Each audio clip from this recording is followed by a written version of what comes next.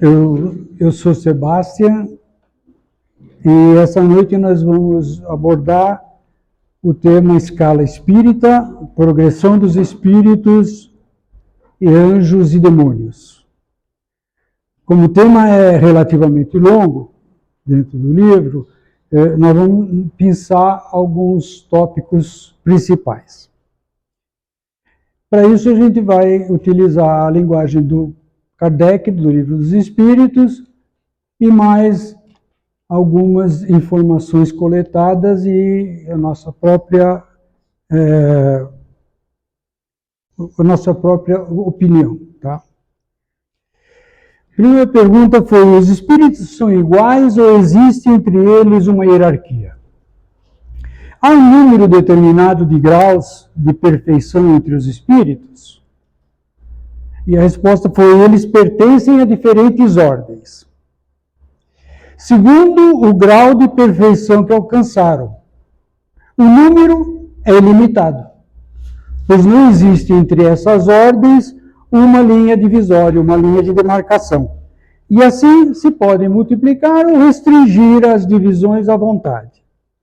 No entanto, se levarmos em consideração as características gerais, pode-se reduzi-las a 3 principais. Na primeira ordem, os que chegaram à perfeição. Os espíritos puros. Na verdade, mais perto da pureza. Na segunda ordem, os que chegaram ao meio da escala. O desejo do bem é sua preocupação. Os do último grau estão, todavia, na base da escala. São os espíritos imperfeitos, caracterizados pela ignorância, pelo desejo do mal e todas as más paixões que lhes retardam o avanço. Os espíritos da segunda ordem só têm o desejo do bem, terão igualmente o poder de fazê-lo? Eles têm esse poder dependendo do grau de perfeição. Uns têm a ciência, outros a sabedoria e a bondade, mas todos ainda têm provas a sofrer.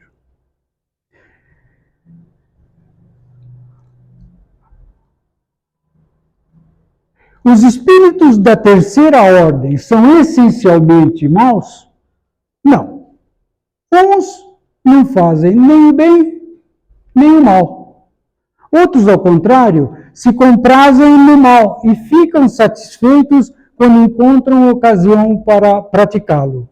Todavia, existem os espíritos levianos ou galhofeiros, mais travessos que maldosos. A classificação dos espíritos está baseada no grau de evolução, nas qualidades que adquiriram e nas imperfeições, e que ainda têm de despojar. Essa classificação, de resto, não tem nada de absoluta. Nenhuma categoria apresenta um caráter bem delineado. Aqui nós vamos falar agora sobre as 3 ordens, certo? Terceira ordem é dos espíritos imperfeitos, onde existem 5 classes. Características gerais: predominância da matéria sobre o espírito, propensão ao mal, ignorância, orgulho, egoísmo e todas as más paixões que se seguem e que, infelizmente, todos nós temos. Tem a intuição de Deus, mas não o compreendem. Nem todos são essencialmente maus. Em alguns, há mais leviandade, inconsequência e malícia que verdadeira maldade. Alguns não fazem nem o bem nem o mal. Ao contrário, se comprazem no mal e ficam satisfeitos quando encontram ocasião de praticá-lo. 10ª classe, a primeira classe dessa terceira ordem. Espíritos impuros. Estão inclinados ao mal e o fazem objeto principal das suas preocupações. Nona classe. Espíritos levianos são ignorantes, malignos, inconsequentes e zombeteiros. Intrometem-se em tudo.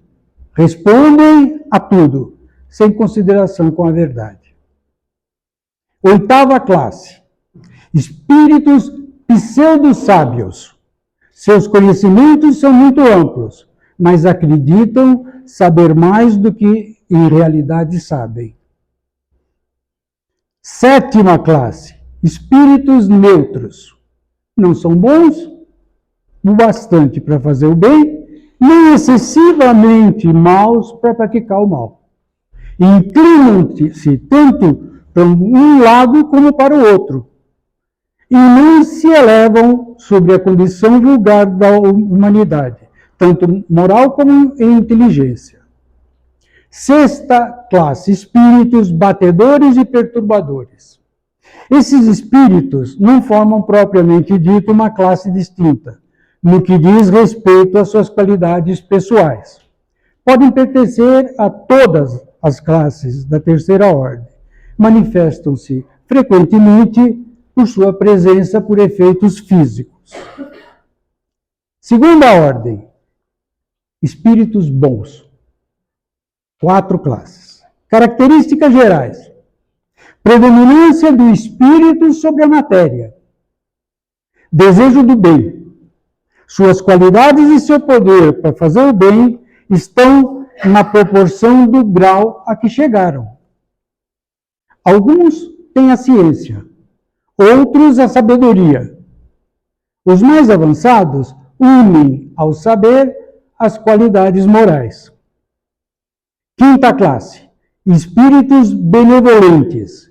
Sua qualidade dominante é a bondade. Quarta classe, espíritos sábios. O que os distingue particularmente é a amplitude do seu conhecimento. Terceira classe, espíritos prudentes. As qualidades morais de ordem mais elevada formam sua característica distinta. Sem ter conhecimentos ilimitados, são dotados de uma capacidade intelectual que lhes dá um julgamento preciso sobre os homens e as coisas. Segunda classe, espíritos superiores. Eles reúnem a ciência, a sabedoria e a bondade. Em sua linguagem, transparece apenas a benevolência. E é geralmente digna, elevada, frequentemente sublime.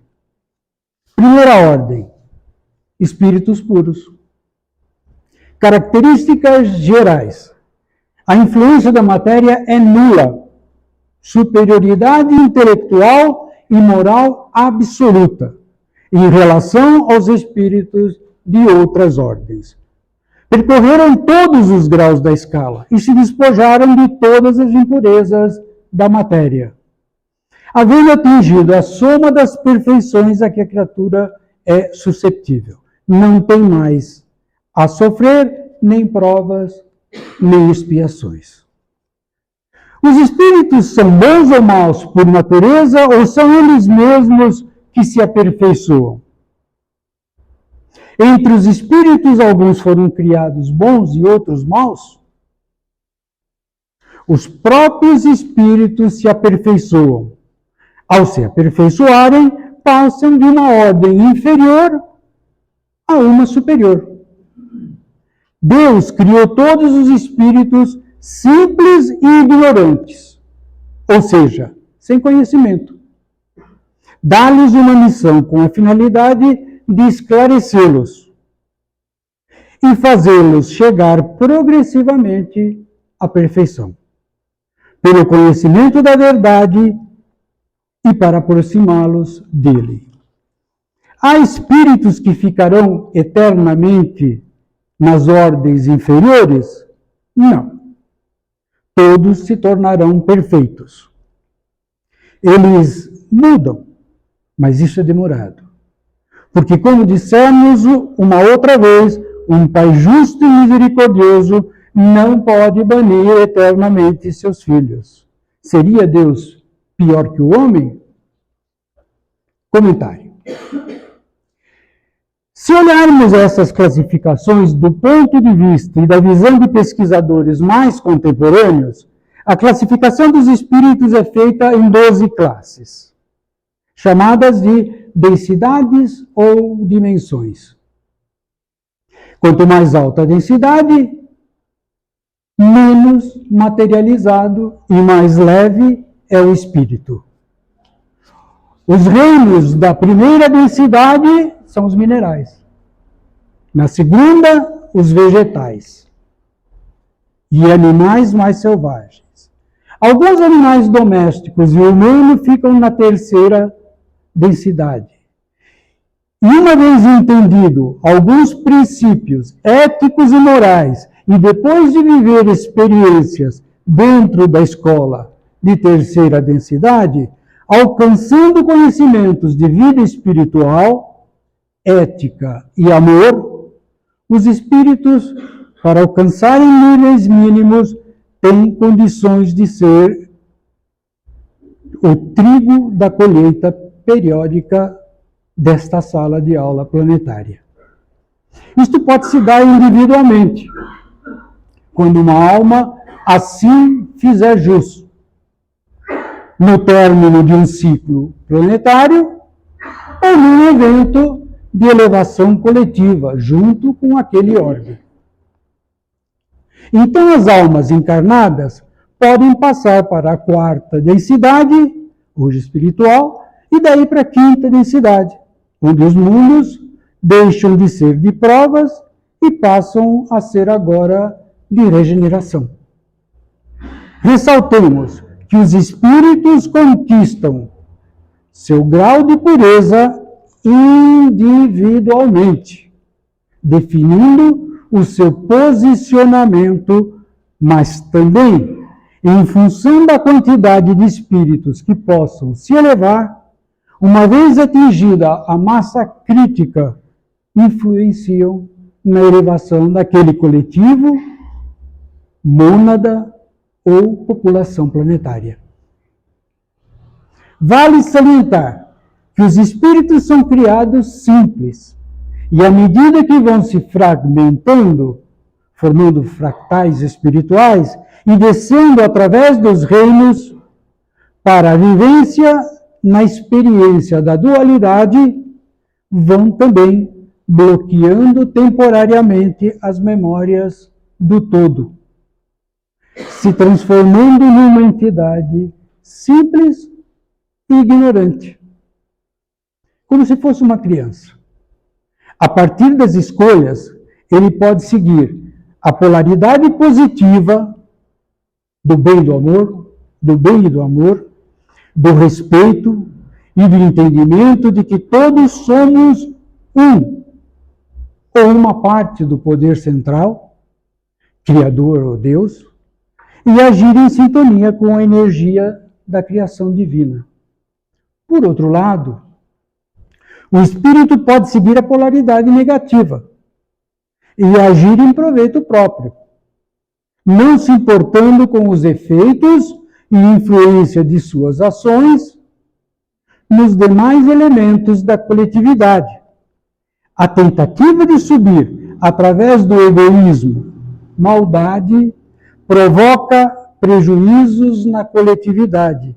E como tudo no universo segue leis imutáveis, está sujeito à lei do karma, do retorno e da roda de Sansara. Mais cedo ou mais tarde, os filhos da criação se voltarão para o caminho correto. No universo, isso se mede em milhares ou até milhões de anos, pois a nossa vida espiritual é eterna. Voltando a Kardec, Kardec faz mais uma pergunta. Depende do espírito apressar o seu progresso para a perfeição?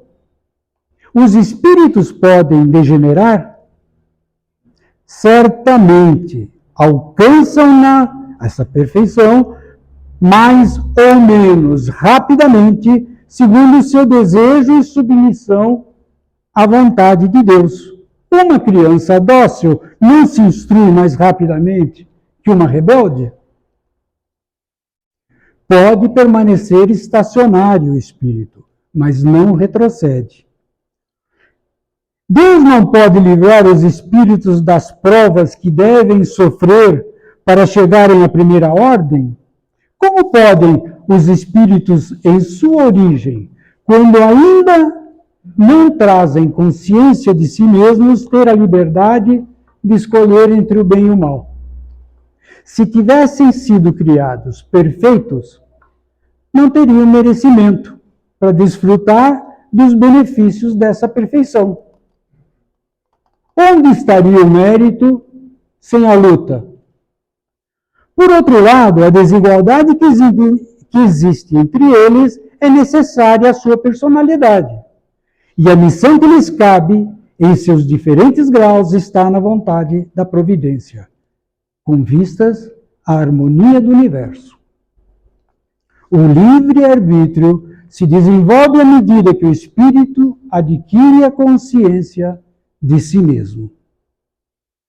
Havendo espíritos que desde o princípio seguem o caminho do bem, absoluto, e outros o do mal, absoluto, haverá gradações entre esses dois extremos? Os espíritos que seguiram o caminho do mal poderão chegar ao mesmo grau de superioridade dos outros? Sim, certamente. E são a grande maioria. Sim, mas as eternidades serão mais longas para eles. Por essa expressão, as eternidades, deve-se entender a ideia que têm os espíritos inferiores da perpetuidade dos seus sofrimentos, porque não lhes é dado ver o término. O universo, Deus, provê ferramentas e possibilidades de crescimento dos espíritos. Por exemplo, os sóis, e o nosso Sol também, se modificam ciclicamente. E o que antes emanava, por exemplo, uma luz amarela, hoje irradia uma energia branca. Luz gama, modificando os corpos que gravitam ao seu redor e proporcionando a elevação dos planetas para a morada de ordem superior. Os planetas, por sua vez, pulsam de acordo com as condições ambientais, reflexo de tudo aquilo que influencia a sua evolução. A Terra, por exemplo, mostrou por séculos uma ressonância Schumann, batimento da Terra ou vibração, de 7,83 Hz. Atualmente, tem estado ao redor de 50 Hz, elevando sua condição vibratória para abrigar entes de maior evolução. O principal, como é uma escola, os habitantes daquele corpo celeste, pelos seus esforços para evoluir, influenciam na elevação desse corpo. Coletivamente, mas principalmente na sua própria elevação. Quem não tiver mérito não conseguirá sobreviver a energias altas. E a bem dele mesmo terá que ser realocado. Os seres a quem chamamos anjos, arcanjos e serafins formam uma categoria particular de natureza diferente dos outros espíritos? Os anjos percorreram todos os graus? Não. São os espíritos puros. Estão no mais alto grau da escala e reúnem em si todas as perfeições. Eles percorreram todos os graus. Existem demônios no verdadeiro sentido da palavra? Se houvessem demônios, seriam obra de Deus. E Deus seria justo e bom se tivesse criado seres eternamente voltados ao mal e à infelicidade? Como já dissemos, os espíritos escolhem o caminho de aprendizado. Aqueles que se aprazem no caminho da vantagem própria ou serviço a si mesmo, quando se desenvolvem intelectualmente, vão em prejuízo do próximo, criando medo, sofrimento, destruição, etc. Acreditam eles que isso seja vantagem conquistada e perpétua, mas a lei do karma não perdoa, ensina. E seremos confrontados com as situações que criamos para os outros aspectos de nós mesmos, o próximo. O Criador permite que algumas dessas maldades sejam realizadas, desde que no final sirvam para o nosso próprio aprendizado, mas não permite que isso aconteça por longo tempo e sem o devido proveito de aprendizado. A palavra demônio implica na ideia de espírito mau, apenas em nossa acepção moderna, porque a palavra grega daimon, da qual se origina, significa gênio, inteligência, e disse de seres incorpóreos bons e mais maus, sem distinção. Céu e inferno são principalmente estados de espírito. Quando sofremos, as penas parecem eternas. Quando, por outro lado, estamos envolvidos no prazer e na alegria, o tempo parece que não passou. Passam-se séculos e, como estamos vivendo o agora, nem percebemos. As religiões exemplificaram isso de forma a causar medo naquela população ainda primitiva e ignorante. Espero ter trazido alguns esclarecimentos e agradeço muito pela presença de todos. Muito obrigado a todos.